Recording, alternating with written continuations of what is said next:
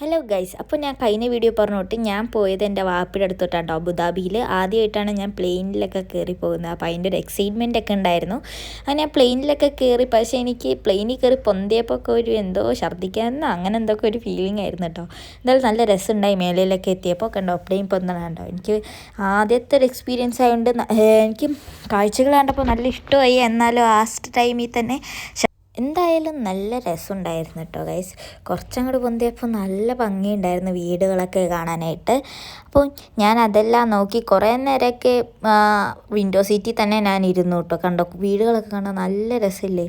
അത് കഴിഞ്ഞ് എനിക്ക് ഒട്ടും പറ്റാണ്ടായപ്പോൾ അവിടെ അനിയത്തി വന്നിരുന്നു കേട്ടോ ഗൈസ്.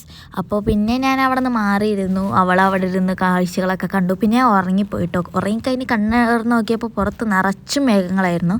നല്ല രസമുണ്ടായിരുന്നു കേട്ടോ മേഘങ്ങളൊക്കെ കാണാനായിട്ട്. എനിക്ക് നന്നായിട്ട് തന്നെ ഇഷ്ടമായി കേട്ടോ ഗൈസ്. അത് കഴിഞ്ഞ് കുറച്ചങ്ങോട്ട് പോയി അബുദാബി എത്തിയപ്പോൾ പിന്നെ നിറച്ചും മരുഭൂമിയായിരുന്നു കേട്ടോ ഗൈസ്.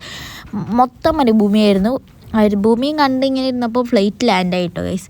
നല്ല രസമുണ്ടായിരുന്നു ഫ്ലൈറ്റ് ലാൻഡായപ്പോഴും. പക്ഷെ എന്നാലും എന്തോ ഛർദ്ദിക്കാൻ വരണോട്ടൊക്കെ തോന്നുന്നുണ്ടായിരുന്നു കേട്ടോ ഗൈസ്. എന്നിട്ട് ഫ്ലൈറ്റൊക്കെ ലാൻഡായി ഞങ്ങളിപ്പോൾ അബുദാബിയിലെത്തി. ഇനി വരുന്ന വീഡിയോസൊക്കെ ഞങ്ങൾ അബുദാബിയിൽ വന്നതിന് ശേഷമുള്ള വീഡിയോസ് ആയിരിക്കുള്ളൂ കേട്ടോ ഗൈസ്. ഞാൻ ഇതിപ്പോൾ അബുദാബി വന്ന് കുറച്ചാളായി. എനിക്ക് വീഡിയോസ് ഇടാനായിട്ട് കുറച്ച് ലേറ്റായി പോയിട്ടോ. കണ്ടോ അബുദാബിയിലെത്തി. അപ്പുറത്തിപ്പുറത്തൊന്നും പ്രത്യേകിച്ചൊന്നും കാണാനുണ്ടായിരുന്നില്ല. എയർപോർട്ടിന് പുറത്തിറങ്ങിയപ്പോൾ കുറേ കാഴ്ചകളുണ്ടായിരുന്നു കേട്ടോ. എന്തായാലും ഞാൻ അടുത്ത വീഡിയോയിലിടാം. അപ്പോൾ എന്തായാലും ഓക്കെ, അബുദാബിയിലെ അടുത്ത വിശേഷങ്ങൾ ഞാൻ അടുത്ത വീഡിയോയിലായിട്ട് ഇടാം കേട്ടോ. ടാറ്റാ.